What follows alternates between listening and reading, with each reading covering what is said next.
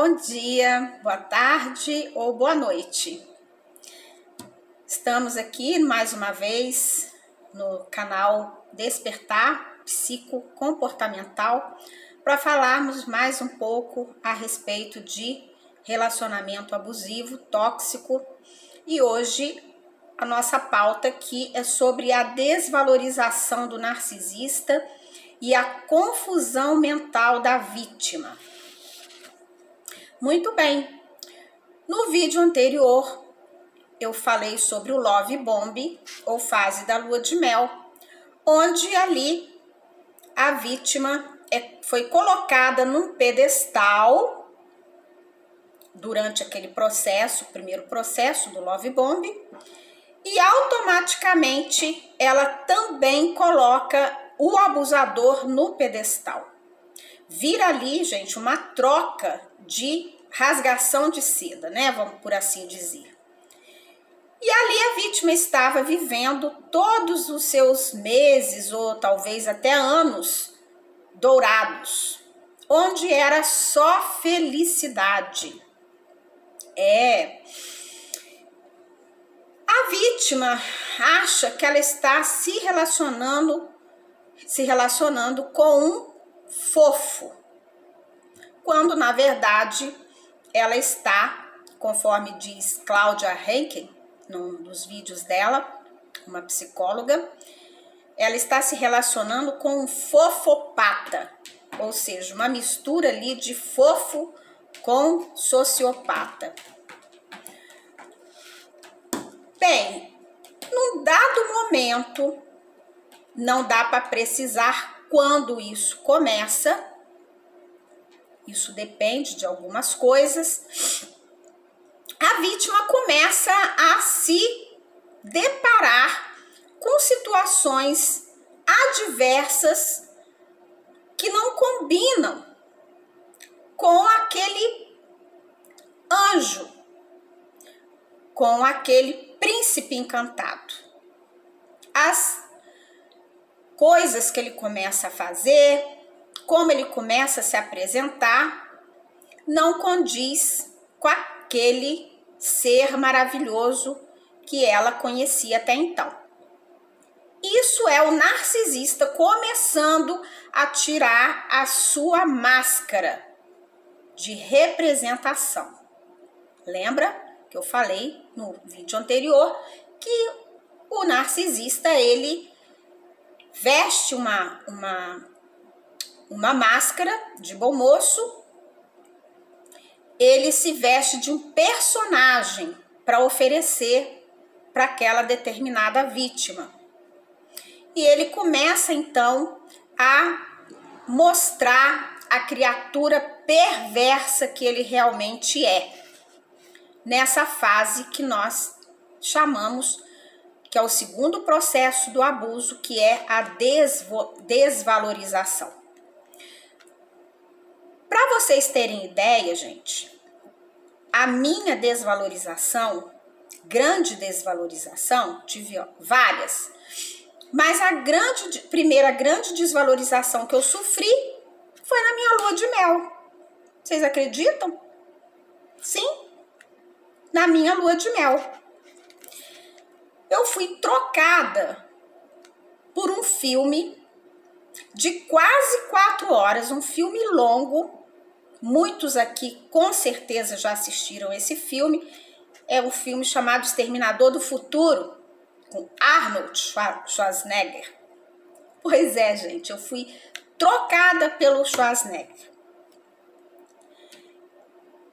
Após o jantar, eu coloquei um macaquinho cor-de-rosa, lindo, rendado, que uma amiga que mora nos Estados Unidos havia mandado para mim.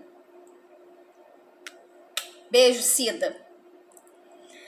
Ela havia mandado de presente de casamento para mim e eu coloquei aquele macaquinho cor-de-rosa, me sentei ao lado da criatura e a criatura, que já havia mencionado para mim durante o jantar, que tinha assistido esse filme 3 vezes. Na Globo, onde passava lá, toda segunda-feira tinha um filme lá que eu não me lembro mais, Telecine, alguma coisa assim. Imagine um filme enorme numa antena parabólica, onde durante o intervalo ficava tudo chiando e aquela criatura, durante todo o filme, nem sequer olhou para o lado. Eu estava ao lado, deitada ali na cama, ao lado dele. Bem, é lógico que depois que o filme acabou, porque eu não conseguia dormir, mesmo porque o filme, a televisão estava num volume altíssimo, eu fui chorar debaixo do chuveiro, porque eu me senti um lixo. Essa foi a primeira grande desvalorização que eu sofri logo após o casamento. Então é assim, gente, que tudo começa. Tudo começa a mudar durante essa fase da desvalorização. O que era farto começa a virar escassez. A atenção, os elogios, a presença da pessoa, tudo. Lembrando aqui que a dinâmica do narcisista com a vítima, essa dinâmica do relacionamento dos dois, depende tanto de um quanto de outro.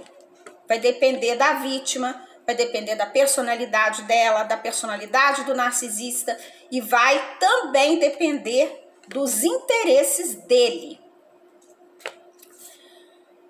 E também do suprimento que essa vítima pode dar para ele. É mais ou menos assim, gente. Isso aqui, olha, é uma cor azul, né? Mas existem vários tons de azul. Não existe só um tom de azul. Tem as nuances também, né? Então, o relacionamento, a dinâmica desse relacionamento de vítima e narcisista tem as suas nuances, tá ok? Então, o que vai acontecer ali? Uma coisa é certa. Assim como lá no início, no Love Bomb, no primeiro processo do abuso, ele supervalorizou a vítima, é certo que ele vai, de forma ou gradativa, ou até mesmo de forma brusca, ele vai desvalorizar a vítima. Assim como ele elevou a autoestima da vítima, ele vai querer destruir essa autoestima dela. E isso acontece porque ele tem a necessidade de fazer isso para ele regular as suas próprias emoções, para ele regular o seu senso de superioridade. Ele tem que abaixar a vítima para ele se sentir maior, mais poderoso. E o narcisista vai usar de várias táticas de desvalorização. Eu até fiz aqui uma listinha para não me perder de algumas táticas que ele usa para desvalorizar. Por exemplo, ele pode usar de piadas maldosas, brincadeiras e críticas sobre a vítima, principalmente perto de outras pessoas, para causar constrangimento para ela. Ele pode invalidar as opiniões da vítima, ignorar seus sentimentos, as suas necessidades. Ele pode dar o desprezo para a vítima, o tratamento de silêncio, que é terrível. Ele pode, por exemplo, dar total atenção para determinada pessoa ou determinadas pessoas, a vítima se sentir menor, para incitar ciúmes na vítima. Isso nós chamamos de triangulação, onde às vezes ele usa outras pessoas para triangular com a vítima, para fazer a vítima se sentir mal. E ele vai preferir, muitas das vezes, a companhia de qualquer pessoa menos dela. Ele vai excluir essa vítima dos planos dele. Se ele for um viciado em pornô, e geralmente são, né? Ele vai preferir se satisfazer lá do que procurar a vítima. Ou então, muitas das vezes, ele vai primeiro ver as coisas que ele vê lá, para depois ele procurar a vítima como se ela fosse uma boneca inflável, por exemplo, né?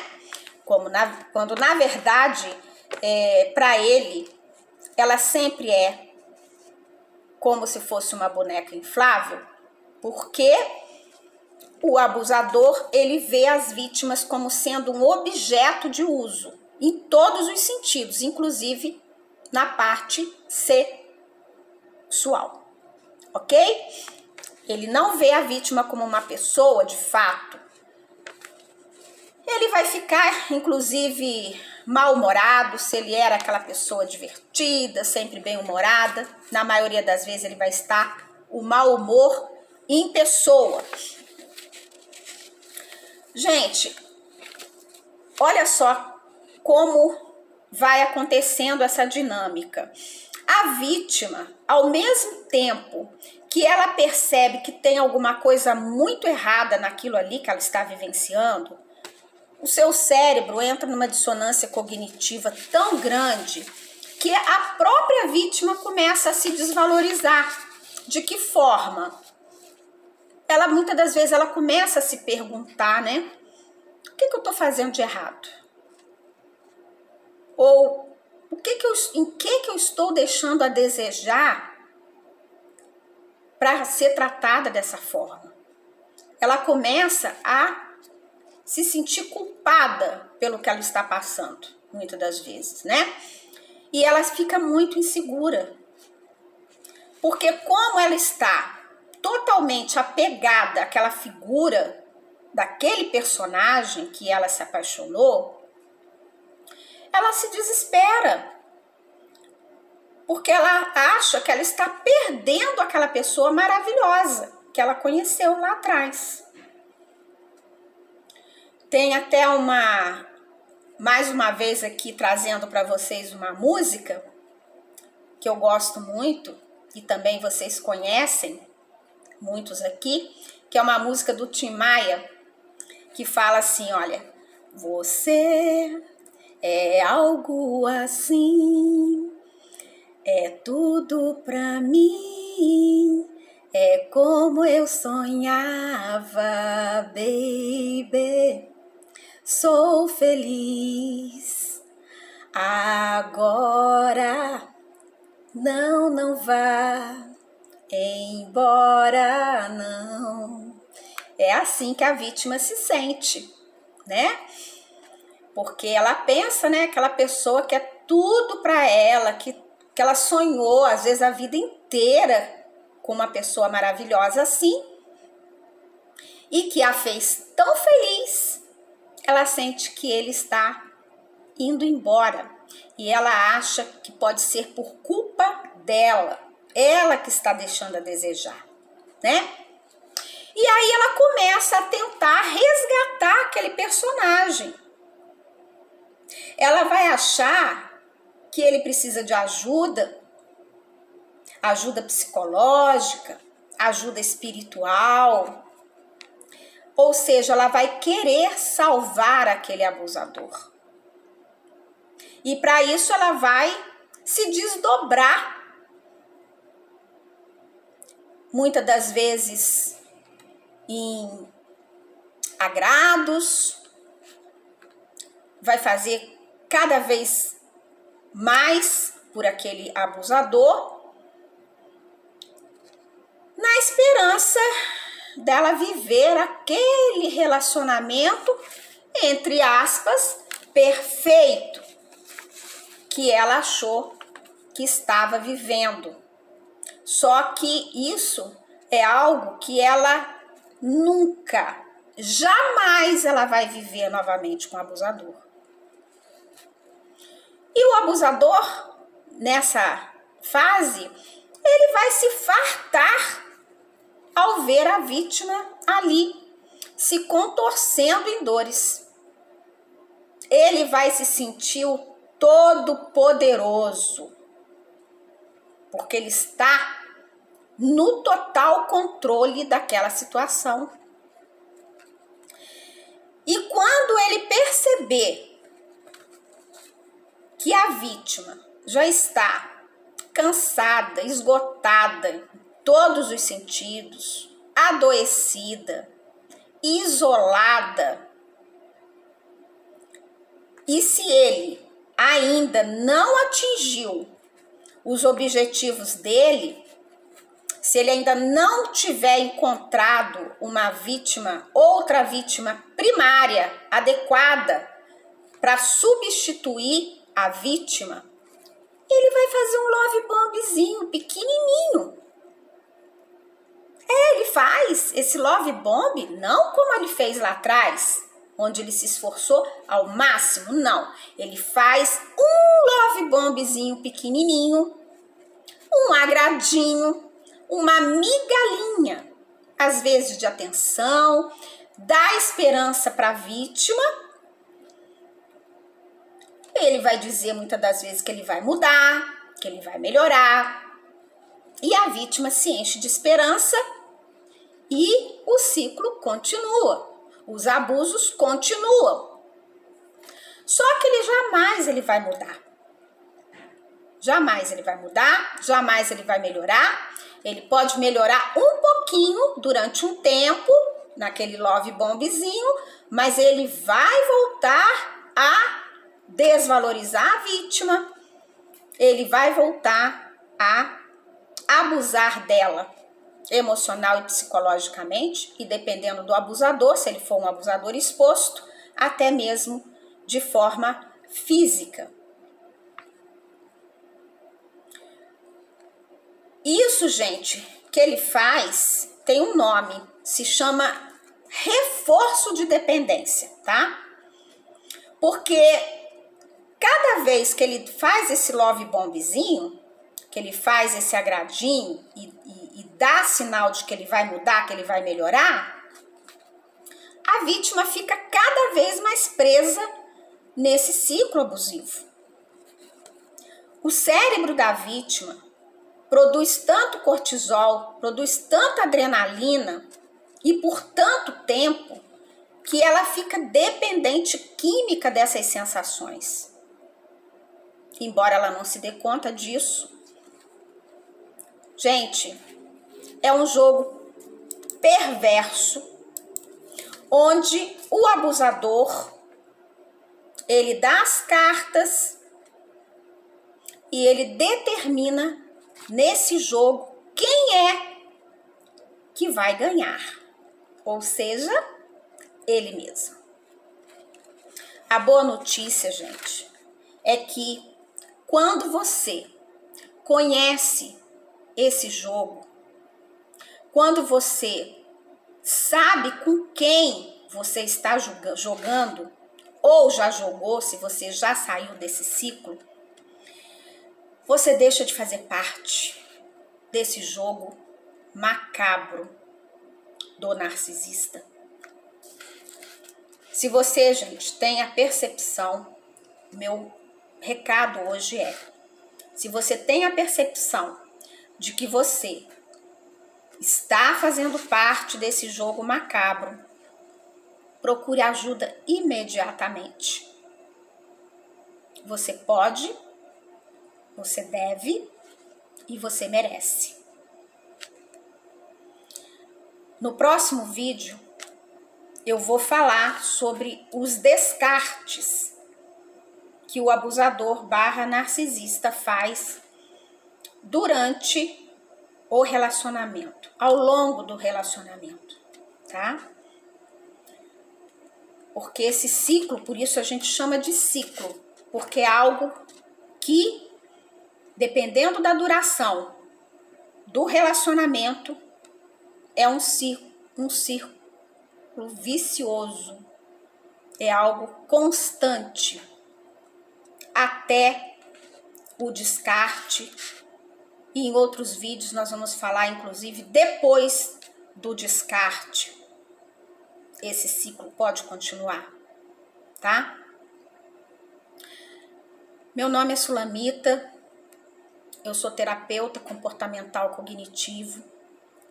O objetivo desse canal é ajudar você a entender o abuso emocional psicológico, nessa série de vídeos que eu estou fazendo,